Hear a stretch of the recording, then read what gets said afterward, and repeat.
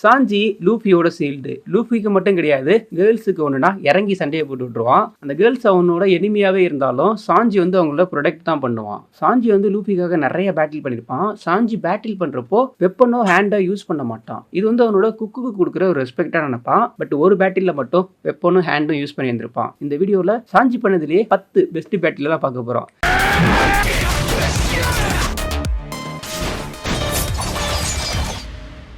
10th ஒட்டாட்சுமி. இந்த battle வந்து fishman ஆர்க்கில் நடக்கும். அப்போ வந்து டைம் ஸ்கிப் முடிச்சுட்டு நடக்கக்கூடிய ஒரு பேட்டில். அப்போ பார்க்குற எல்லாருக்குமே ஒரு எதிர்பார்ப்பு இருக்கும். எல்லாருமே ரொம்ப பவர்ஃபுல் ஆகிட்டாங்க, எப்படி அவங்க பேட்டில் பண்ண போகிறாங்கன்னு சொல்லிட்டு. ஸோ ரொம்ப பவர்ஃபுல்லாக வந்து தான் ஒட்டாட்சுமிக்கு அகைன்ஸ்டாக வந்து பேட்டில் பண்ணியிருப்பான். ஒட்டாட்சுமி அவன் வந்து ஃபிஷ்மேன், ரொம்ப ஜெய்ஜாண்டிக்காகவும் இருப்பான். டெக்கனோடையும் ஒர்க் பண்ணி இருந்திருப்பான். அவனுக்கு அகைன்ஸ்டாக பேட்டில் பண்ணுறதுக்கு ஜின்பேயும் வந்திருப்பாரு. ஜின்பே பேட்டில் பண்ணிட்டு இருக்கப்போ அதுக்கப்புறம் நம்ம சாஞ்சி வந்து அதை டேக் ஓவர் பண்ணுவான். ஸோ வந்து மூன் வாக் வந்து லேர்ன் பண்ணியிருந்திருப்பான் இல்லையா, அதை ஃபர்ஸ்ட் டைமாக அவனுக்கு அகைன்ஸ்டாக யூஸ் பண்ணியிருப்பான்.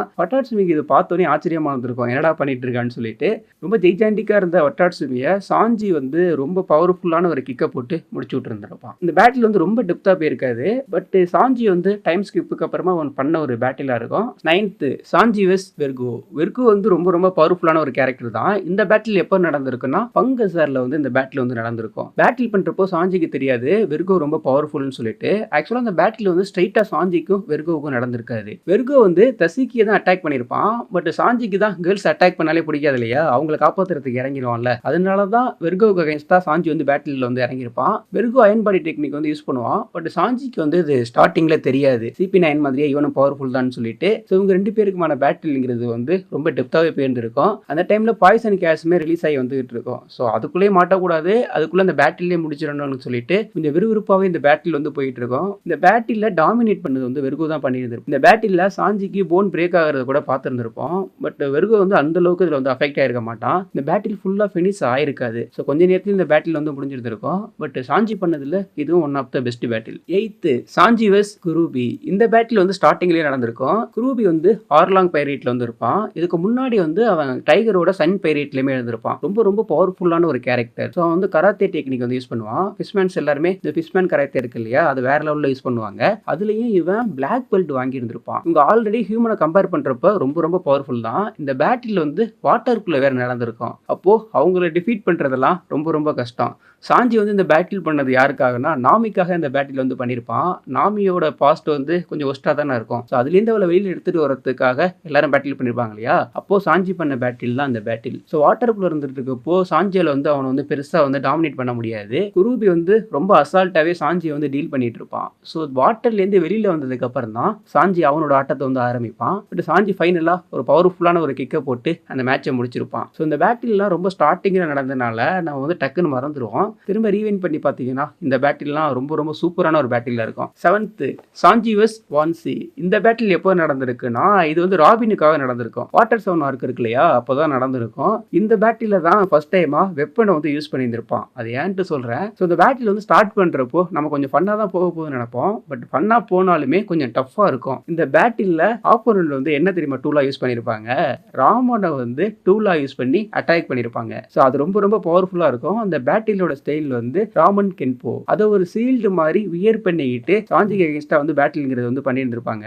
அப்போதான் சாஞ்சி வந்து ஃபர்ஸ்ட் டைம் வந்து வெப்பன் யூஸ் பண்ணுவான், நைஃபை யூஸ் பண்ணியிருப்பான். ஸோ சாஞ்சி அப்போ என்ன சொல்லுவானா, அந்த பேட்டில் நடந்துட்டு இருக்க வந்து கிச்சன். ஸோ கிச்சன்ல வந்து நம்ம நைஃப் யூஸ் பண்றோம், ஹேண்ட் யூஸ் பண்றோம்னா அது வந்து நம்ம பேட்டில் எடுத்துக்க கூடாது, கிச்சனுக்குள்ள தானே இருக்குன்னு சொல்லிட்டு காம்ப்ரமைஸ் பண்ணிட்டு அதுல வந்து வெப்பனை வந்து யூஸ் பண்ணியிருப்பான். ஃபர்ஸ்ட் டைம் தான் யூஸ் பண்ணுவான்னு சொல்லிட்டு நம்ம பார்த்துருப்போம். பட் அந்த நைஃப் இருக்கு இல்லையா, அதை ரொம்ப சூப்பரா யூஸ் பண்ணியிருப்பான். அசால்ட்டாவே இந்த ராமன் இருக்கு இல்லையா, அதை நிறைய ஸ்லைஸா வந்து கட் பண்ணியிருப்பான். 6th சாஞ்சி வெஸ் பேஜ் 1. இந்த பேட்டில் வந்து வானோ இருக்கப்போ நடந்திருக்கும். இதுல வந்து நிறைய இன்ட்ரெஸ்டிங்கான விஷயங்கள் நடந்திருக்கும். பேஜ் 1 இருக்கான் இல்லையா, அவனால ஆர்மமெண்ட் ஹாக்கியும் யூஸ் பண்ண முடியும், அப்சர்வேஷன் ஹாக்கியும் யூஸ் பண்ண முடியும். ரொம்ப ரொம்ப பவர்ஃபுல்லான ஒரு கேரக்டர். கைடோட க்ரூல இருப்பான். பட் அதுலயே கொஞ்சம் ஹையரா இருப்பாங்க இல்லையா, அந்த லெவல்ல இருக்கவன் தான் பேஜ் 1. அவனால ஸ்பினோசியஸா டிரான்ஸ்ஃபார்ம் ஆக முடியும். அவனோட டியூரபிலிட்டியும் அதிகம், அவனோட ஸ்ட்ரென்த்தும் ரொம்ப ரொம்ப அதிகம். சாஞ்சி அவனுக்கு அகைன்ஸ்டா பேட்டில் பண்றப்போ ஷூட் வந்து யூஸ் பண்ணியிருப்பான். அவனோட வின் ஸ்மோக்கர் டெக்னாலஜி ஷூட் இருக்கு இல்லையா, அதை வந்து யூஸ் பண்ணியிருந்திருப்பான். அதில் அவனுக்கு வேற ஒரு நேம் வச்சிருந்திருப்பான், சோபா மாஸ்க்னு சொல்லிட்டு. இந்த பேட்டில் வந்து ரொம்ப சூப்பராக போயிருந்திருக்கும். இதில் அந்த சூட்டோட நிறைய ஃபீச்சர்ஸ் வந்து அவன் யூஸ் பண்ணியிருந்திருப்பான். இன்விசிபிளாக இருக்குது, இவன் வந்து பார்க்க முடியாது. அதனால பேஜ் ஒன்னால அவனை அட்டாக் பண்ணுறது ரொம்ப ரொம்ப டஃபாக இருந்திருக்கும். பட் அவனோட டியூரபிலிட்டியும் அதிகமாக இருக்கனால சாஞ்சியால வந்து ஃபர்ஸ்ட் அவளை ஈஸியாக வந்து அவனை டிஃபீட் பண்ணியிருக்க முடியாது.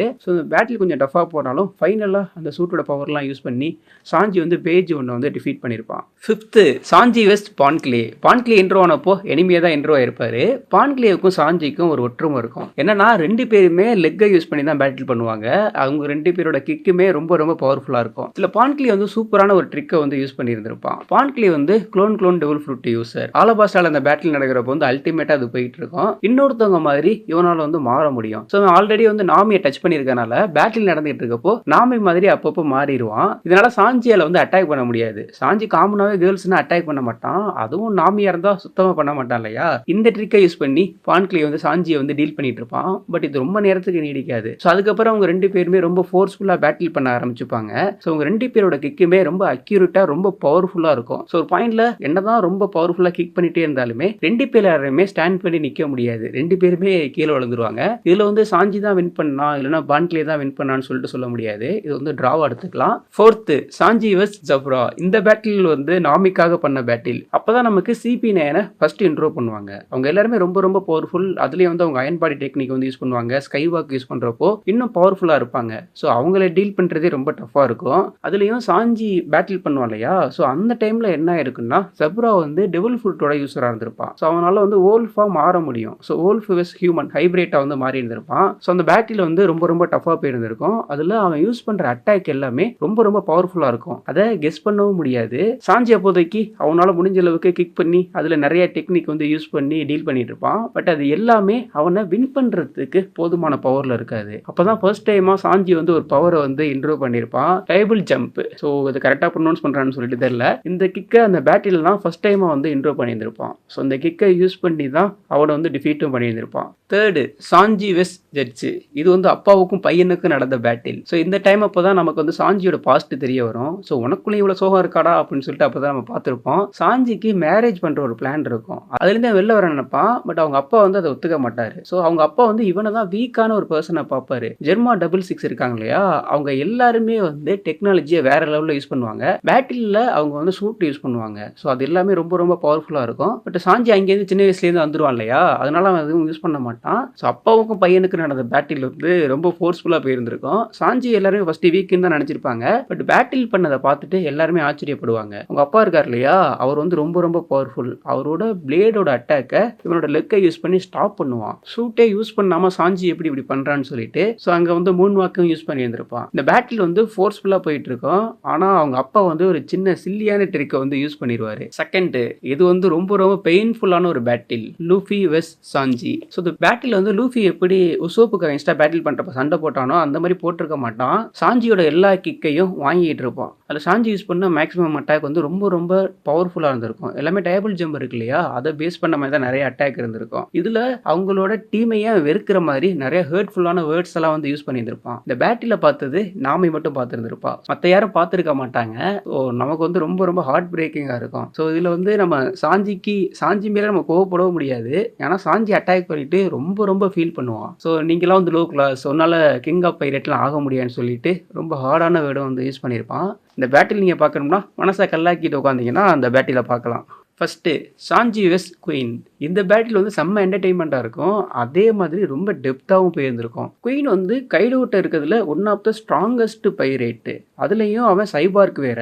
குயின் இருக்கா இல்லையா, இவன் வந்து சாஞ்சியோட அப்பா கிட்டையும் இருந்திருந்திருப்பான். ஸோ அவங்க வந்து டெக்னாலஜியை வேற லெவலில் யூஸ் பண்ணுவாங்க இல்லையா, அது எல்லாமே குயினுக்கு தெரியும். இந்த பேட்டில் செம்ம என்டர்டெயின்மெண்ட்டாகவும் இருக்கும். இந்த பேட்டில் ரொம்ப நேரமும் போயிட்டு இருக்கும். இதுலேயும் குயின் வந்து பேட்டில் நடத்திட்டு இருக்கப்பெல்லாம் அவனோட டான்ஸை போடுவான். அதெல்லாம் அல்டிமேட்டாக இருக்கும். ஜூமு ஜூமு ஜூமுன்னு சொல்லிட்டு. ஸோ அதெல்லாம் நான் ரிப்பீட் பண்ணி நிறைய டைம் பார்த்தேன். இந்த பேட்டில் முக்கியமான இன்னொன்று என்னன்னா, சாஞ்சி இருக்கா இல்லையா, அவனோட தன்மைங்கிறது வந்து மாற ஆரம்பிக்கும். கொஞ்சம் கொஞ்சமா அவன் ஜெர்மா 66 இருக்கு இல்லையா, அந்த மாதிரி மாறிக்கிட்டு இருப்பான். அவனுக்கே ஒரு பயம் வந்துடும், நம்ம டோட்டலா மாறிடுவோமோன்னு சொல்லிட்டு. பட் குயின் ரொம்ப பவர்ஃபுல். அதுலேயும் லேசர் வந்து யூஸ் பண்ணுவான். சைபாருக்கா இருக்கிறது மட்டும் கிடையாது, அவன் டெவில் ஃப்ரூட் யூஸரும் கூட. ஸோ அவ்வளோ ஈஸியாக வந்து அவனை அட்டாக் பண்ணி வின் பண்ணலாம் முடியாது. இல்லை சாஞ்சி அவனோட தன்மையை மாறினது இல்லையா, அது வந்து அவனுக்கு நிறைய பெனிஃபிட்டாக இருந்திருக்கும். இல்லைன்னா சாஞ்சிக்கு நிறைய டைம் வந்து நிறைய போன்லாம் பிரேக் ஆகி அவனால் பேட்டில் பண்ண முடியாம தான் போயிருந்திருக்கும். குயினுக்கு அகைன்ஸ்டா ஃபாஸ்ட்டாக பேட்டில் பண்ணி குயினை வந்து டிஃபீட்டும் பண்ணியிருப்பான். ஸோ இந்த பேட்டில்ங்கிறது வந்து ரொம்ப நேரம் போயிருந்திருக்கும். சாஞ்சியோட one of the best பேட்டில்னா Sanchi Yves queen இந்த பேட்டில் வந்து சொல்லலாம். ஸோ நான்லாம் ரொம்ப என்ஜாய் பண்ணி இந்த பேட்டில் வந்து பார்த்தேன். ஸோ அதே மாதிரி டஃப்பாகவும் போயிட்டு இருக்கும். நீங்கள் வந்து சாஞ்சியை பற்றி என்ன நினைக்கிறீங்க?